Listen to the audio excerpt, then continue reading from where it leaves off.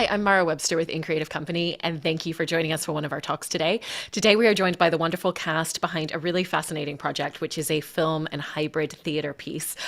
Today, we are joined by Chris Kattan, Josh Pafchek, CJ Valleroy, and Brooke Butler. And Chris, I wanted to start by talking a little bit about your character, because your character comes into the piece as a director and becomes somewhat of a mentor almost to the main character of Jason. And I was interested in, when you were looking at the scripts and working with the scripts with those scenes that you had, how you wanted to work to shape this fully realized idea of who he would have become as a filmmaker, the influences that would have led to this being his personality and his dynamic, which then in turn forms the relationship that he develops with Jason. Yeah. um, that's the shortest question I've ever heard. Yeah, well, it was, I think I didn't have it kind of, we were talking about this earlier, that my character was already kind of developed, but that kind of helped my character come on board with this cast, because the cast was already developed. I mean, they were already an established play, and it was already super successful, and the cast was already so gelled, and the chemistry was so tight, that really made my character, it helped me with playing my character, basically, because you guys were already so gelled, and I like that word, gelled. That's my new word today, by the way, gelled. Pretty good. I like it. Thanks, Chuck. But that's what attracted me to it. And of course, Michael is this, everybody was like, oh my God, Michael's this great visionary. And after talking to him, about the project, it was clear that he was the one to tell the story, if anybody, and to, get behind this message, and it's his baby, and the cast was like his children.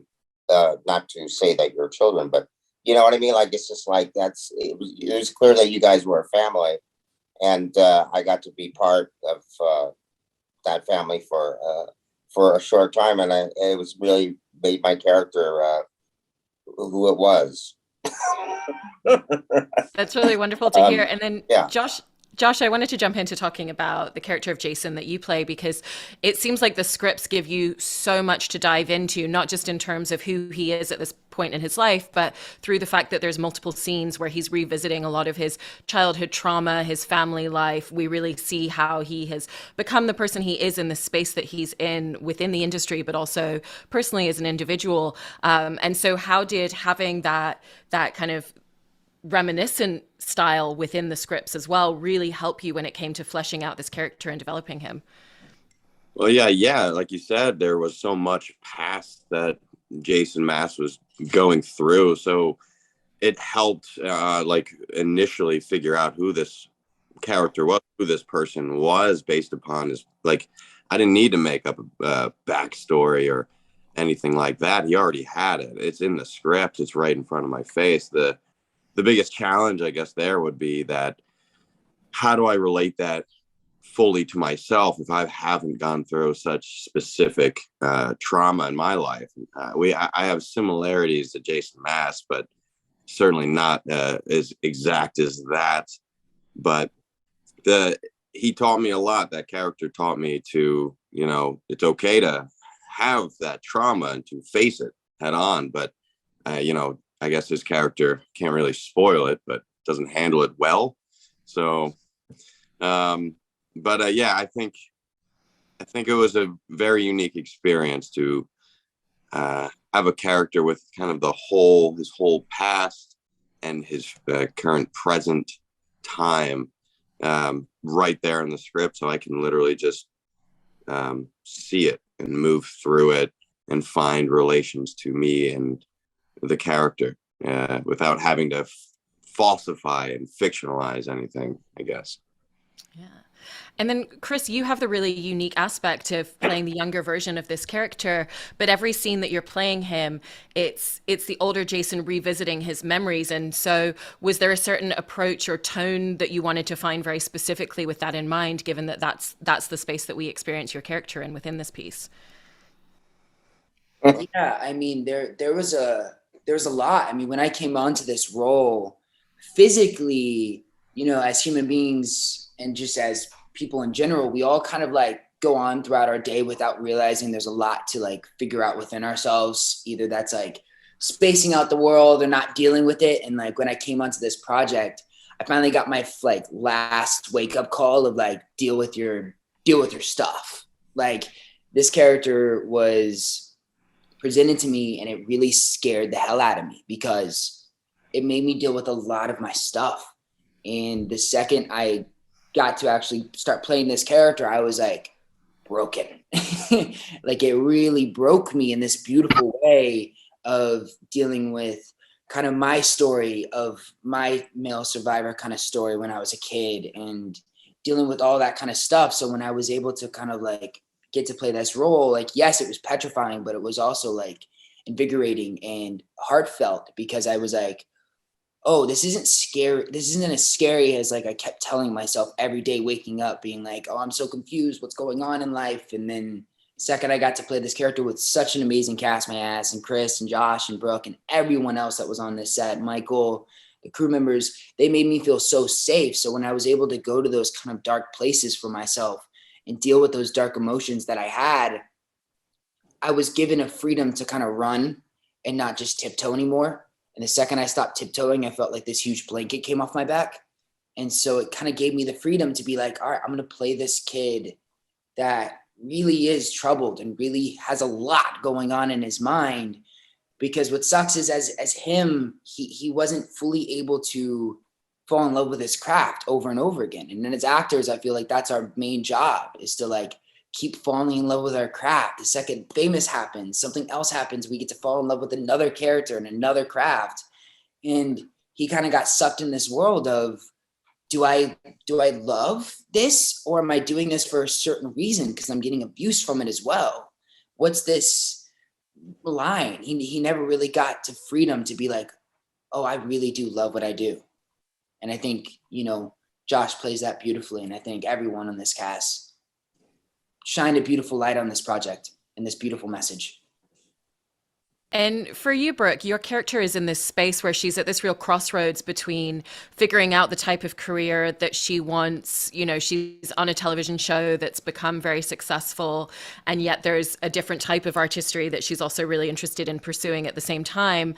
And so how did you want to shape the landscape of, you know, what her experience has been up until this point within the industry and creating that real internalization of her going through a lot of dialogue within herself of what it is that she wants to do and the steps that she needs to take to reach those particular goals?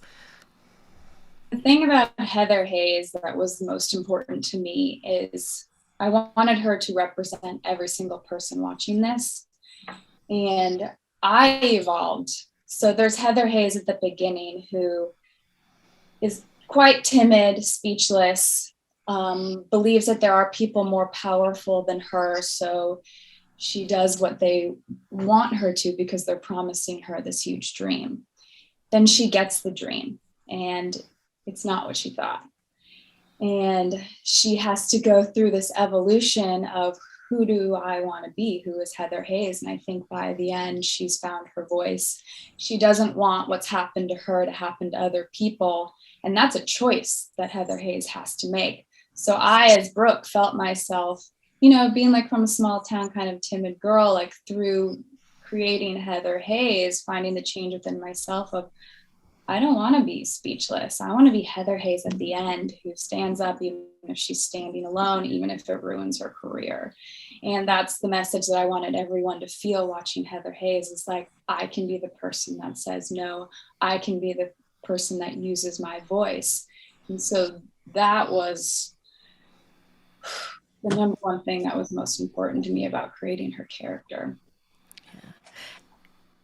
And for all of you, when you first came together as a company on this piece and working with Michael Leone, who directed it, what did the process look like in really finding a lot of the choreography and the blocking? Because there's such a specific rhythm and pacing and flow throughout the piece that's really got a forward momentum and an engine that just almost keeps moving faster and faster the more the tension rises. And so I was interested about your collaborative approach and all of that coming together with your performances.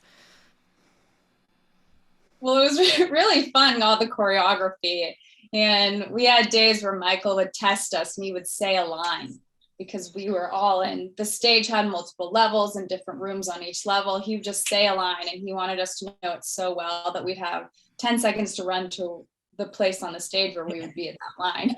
And so we all learned to like, you really have to know it like it's the back of your hand so that when it's happening, you don't have to think about it. And we all had to trust each other like backstage. We're like, someone's holding the door open, the other one's sprinting here, and you know, to hit. Yeah, I love remembering that story, bro. I love that. Sure. Yeah. Yeah, you guys were definitely gelled again. You guys definitely really you guys were really in it when I came on. You know, you guys were definitely in another world. That was fantastic to see. You know, the energy you guys were, and you're so committed. But you're more than committed. You're just lost in your characters. Yeah. Like your characters were taking over. You know, the space, and you know, it was just fantastic to see. And then when I was talking to Michael about it, was like it was reminding me of that movie Blue Valentine, and how that director made the characters or the actors work really close together before they started shooting. Or there's this other movie called Children of Paradise, this French movie, where the actors got really, their characters got really involved with each other too.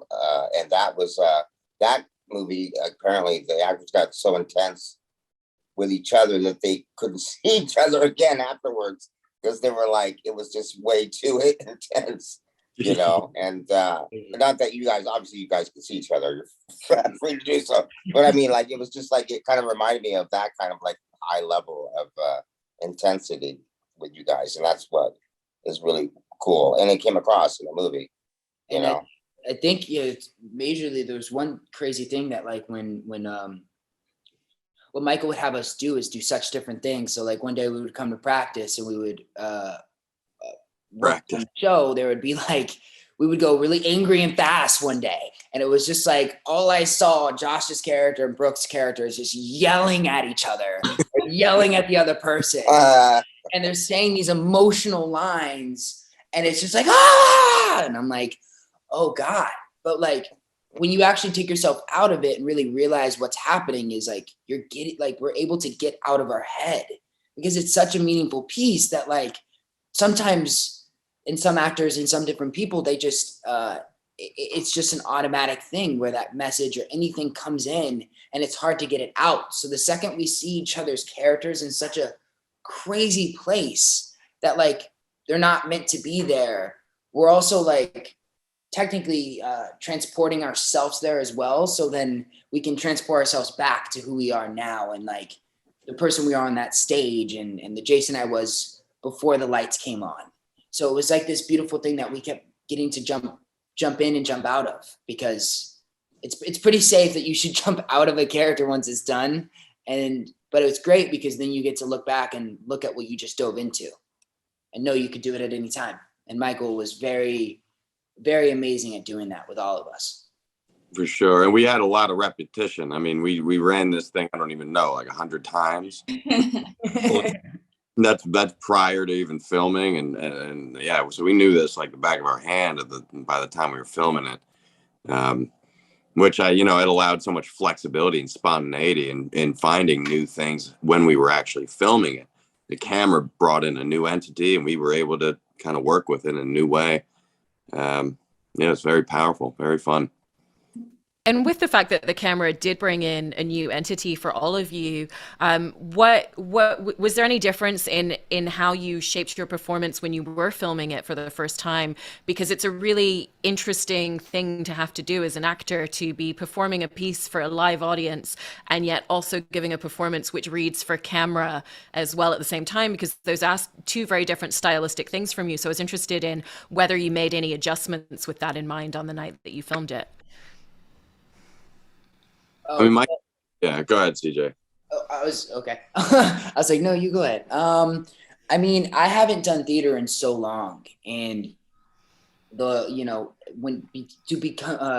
be able to come on to this project and do this role, I was like relearning theater as well. And then the second, because I started on I started on Unbroken when I was like 14, 15 years old. And the first thing I learned was like a camera set. So there's like a certain way to talk and a certain volume and everything. And the second I got on this set, I realized it's not much different except for that we're just doing the same thing we've been rehearsing. And Michael was able to come in and really like, okay, more volume at this point. Let's go. Fast, fast, fast, fast, fast. And we were able to kind of jump in that flow because we've been in, like Chris Kattan said, and Josh and Brooke have said through this whole interview, that we have been able to kind of flow through this whole process, the practicing, the bonding of the characters and ourselves as humans, and then filming and doing the shows. We've learned everything we needed to learn about each other almost at a certain point, of like how someone ties their shoes, or like how they like their coffee or yerba or whatever. So it was like we were able to give each other what we needed to get on stage. And the second we were on stage with the filming and the camera and everything, we were able to really dive into that place with each other, with the group, with the crew. And like Josh said, it was like a tango with the camera. Second, we kept our choreography, but we were just like, okay, so you're involved now. So nice to meet you. You're a part of the group. Welcome to the family. Let's dance. Right. And I think no matter what the medium was for this project, is that at the end of it, we had found the truth. We had found the truth of our characters and of the story that we were telling. So whether it's theater, whether it's, camera 2 inches from your face, I think we had all discovered the truth, which is what we'll read no matter what medium it's in. Yeah, I really love that. And with the medium, it's refreshing to hear all you guys, like the way you're just talking about your characters and the way you approach, these characters is really cool. I'm just saying, I'm enjoying this very much. I love it. And with the meaningfulness of the piece and the fact there is such a dialogue about transgressions within the industry, I thought what was interesting is that it explores different facets of what that looks like, whether it's something that's very clear cut, black and white, but also the small cuts, the small things that people say to you, even just, I'm thinking about like Brooke's character where she's constantly being told like, you're slouching, stand up, and that's a constant thing that digs away at her. And all of your characters go through these experiences like that. And so I was interested for all of you in coming on board this piece, the dialogue that you were excited to be able to explore through these characters, not only about larger, more obvious, issues within the industry, but also those small cuts and the way that that can just really dig away at someone and make such an impact as well internally. Well, I think the most important thing to say about that, before I let you guys talk about that as well, is that it's not just Hollywood. It is literally every industry that we deal with. It can sometimes be someone we're talking to in a grocery store. And so I think one of the biggest messages that I learned in playing Heather Hayes is the golden rule of never treat others how you would not want to be treated. Because look at what it's doing to people's futures. And I think if we could all kind of wake up and have that mantra in our head, like, what a different world we would live in. And this show, Famous, shows when we're not following that golden rule, like how it can destroy someone's life and future. Like what happens to Josh's character. It's, we need to take better care of each other. I think that's the message too that comes across: taking care of each other and take care of yourself, and self-love, and being aware of that, and like you said, waking up and realizing that that's what is going on today, and that's important, to realize that. And slouching is also important. Look, everybody's doing that. I love how we all did that. I actually encourage slouching. Well, I think it's also important that everyone deals with trauma and pain. It's universal. And the important thing is, if you have that, you heal that and make sure I'm not going to make anyone else feel this way. Because I believe in the trading stamp theory of sometimes people feel one way and then they pass it on to the next person. And so you need to be the person that ends that trading stamp. Yeah, I was going to say exactly what Brooke just said. I mean, basically, we all have so many walls up as people. And it kind of gave me an experience. This Famous was just an eye-opening experience for myself because, when I met these people, they all kind of broke their walls down for me. And it was like a beautiful thing to see because I never really saw that truly. I mean, when I was 14 coming into this industry and doing such a huge production movie that I was, and a huge red carpet, all these things, and then getting thrown a publicist at me and all this stuff and interviews left and right and TV shows and how I was supposed to sit. And I couldn't sit like this because this was comfortable. I had to sit straight up and I had to like pay attention 100%. I had to smile. I had to say less is more. And it was just this grueling thing as a 14-year-old mind that is like, basically like, I'm going to run free. Can you just you go ahead? Like, give me a second. And I think it was just a beautiful thing to see how many people broke walls down with me and in general, because, you know, it's not an easy thing. And then when someone breaks that wall down, we as people sometimes forget how vulnerable and how much strength it takes for that person to break that wall down. We just forget all about that. Like, I knew it took a minute for me to break my wall down with you guys. And once I did, you guys really respected how much that took of me. I didn't do that with, you know, a lot of people in my life. So the second it happened, I was like, oh, these people actually see me breaking my wall down. What the hell does that mean? Does that mean they're cool? Like, okay, they're good people. All right, cool. Like, it was just an experience that made me like look at Famous in a different way as well. Of these characters have to have these walls up because of how other people, like Brooke said, like spit their emotions at everyone else. Like, they'll take something on themselves and they're like, no, I don't want it. You have it. And it just kind of like this venom effect through on and through on and through on. And I think Famous is like a really good eye opener to be like, you know, everyone has a soul. Everyone has a heart. We're all dealing with things, whether it's, you know, my trauma stuff that I had to deal with through this character and really broke me as a person, and then got to build me up again with all these amazing people around me, and Chris and Josh and Brooke and every single cast member. Or it's just the simplest thing of like, I'm not going to let my emotion tank someone else's day. Yeah, I think we all have trauma. Everyone has trauma, and I you know, it's